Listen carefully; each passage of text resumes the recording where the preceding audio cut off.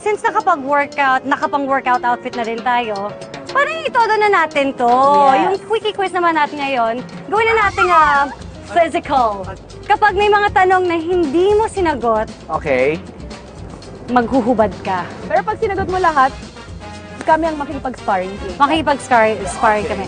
Ilang beses ka na rin gumampat ng pictorial for a women's magazine. And you had this photo na agaw pansin. Totoo bang Oh my God! naglagay ka ng palaman down there?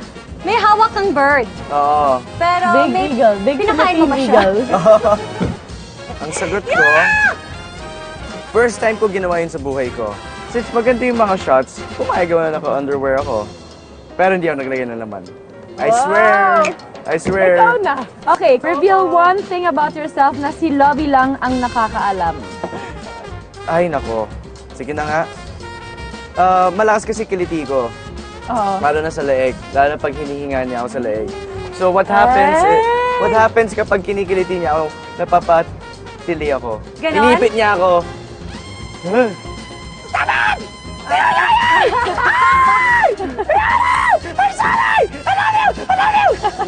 Para sa kanya yun yung proper I love you para sa kanya. Hindi yung I love you. Hindi pwede kayo lang.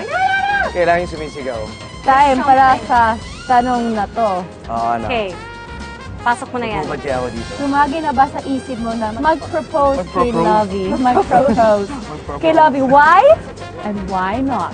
Yes, many times. Pero, iniisip ko na I'm trying to be realistic. Nakapag-ipon na ba ako? Handa na ba talaga ako? Marami pang blank checks. So, kailangan makumpleto muna namin yung lahat bago ko masabi na, okay, ready na, magpropose ako. So, Very good answer. Very mature. I want to, pero hindi pa ready. Kailangan paghandaan. Paano yan? Nasagot ko lahat. Kayo ang gumawa ng sparring. Kayo ang gumawa ng sparring kasama sila, Coach Pet. Hindi ka ba naawa kay Coach Pet? Nope!